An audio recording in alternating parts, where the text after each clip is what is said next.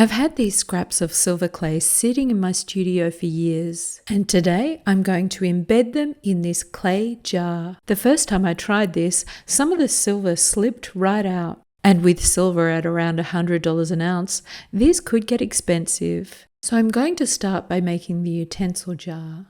I'm using 900 grams of clay for this.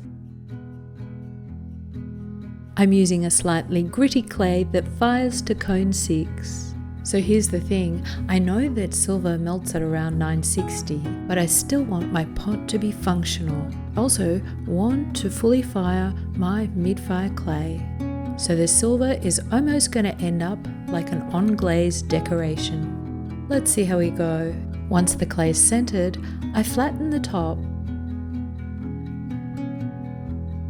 And then I push down into the clay and open out. I'm going to keep the form of the jar pretty simple, so I'm not going to need a foot ring. Once I've opened out, I can pull the walls up. As I pull up the walls, I'm bringing them inward slightly. If you're keen to keep up to date with our projects, be sure to subscribe to our channel. The walls will be around 16 centimeters and the jar will be around 10 centimeters in diameter.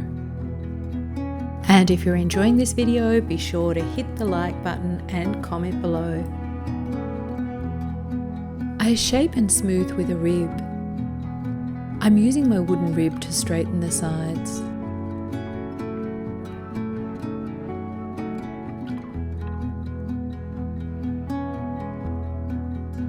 And then just gently pressing the rim outwards as I get to the top. Using my arrowhead tool, I remove some of the clay around the base. As I mentioned earlier, I won't trim a foot ring, I'll just smooth and compress the surface. And then I wire through. I set aside to firm up a little. However, I don't want it too dry. I still want to be able to stamp my pot. My utensil pot is firm enough to work with, but soft enough to stamp. So I set my pot on the circle guide and mark out where I'm going to stamp.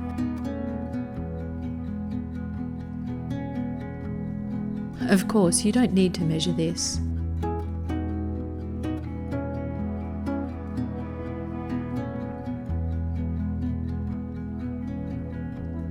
And now I stamp, working from the base upwards.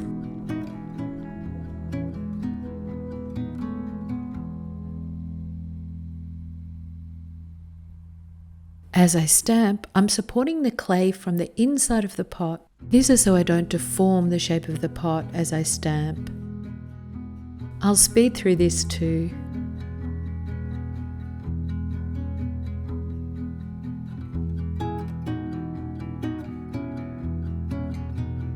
As I finish stamping, I'll talk a bit about the silver clay I'm using. So I have two types of silver clay. One's a lump of clay, the other is a silver sheet. I'll start with the lump of clay which I've had to rehydrate. It rehydrates with a little water. I don't have footage of the first method, so I'm going to recreate. So for the first attempt, I used leftovers of the lump of precious metal clay. I stamped. I picked up some of the metal clay, a small piece, and pushed it right into the clay. This process was actually a little messy, and I didn't have a lot of control as to how much of the silver clay was being pushed into the clay. Once this dried, I bisque fired. Hang on a sec, before I glaze, let's look at what happened to the silver in the bisque firing. So it definitely looks like the silver has melted, and it looks like some of it has slipped right out. And then I glaze the outside and glaze fire. Okay, so I know the silver melted, but I wasn't sure what would happen when it interacted with the glaze. Some of the silver has slid right down to the bottom of the pot. When I fired this, I was careful to sit it on a small bisque dish. Okay, so not quite what I was after. Let's see if I can get this on my second attempt. I'm going to try the Precious Metal Clay Silver Flex, which comes as a sheet of pressed clay. I start by cutting the scraps into tiny pieces. This is much easier to work with. I pick up each piece of the Silver Flex and push it into the center of the flower stamp. I'm using the pointy end of a wooden tool. I find I have a lot more control as to how far I push the silver into the clay. And based on the results of my last attempt, I feel I really need to push the silver in further. I don't mind if the silver runs into the glaze, but I do want it to be part of the flower design. So both versions of the PMC Silver consist of silver particles, binder and water. And they fire into solid 99.9% fine silver. The binder and of course the water burns off and the metal is sintered. The scraps of PMC I've been using are easily 15 years old. Okay, so I bisque fire my second attempt. And this time the silver stays in place. So I've poured the inside in a white glaze. And now I'm dipping the outside in a soft green eucalyptus glaze. And then I glaze fire. Once again, I place a plate under my pot to protect the kiln shelf. This time, my silver has stayed in place. It's quite subtle, but I think it's also quite pretty, and it adds to the floral texture. I didn't stop there though, I made a plain version.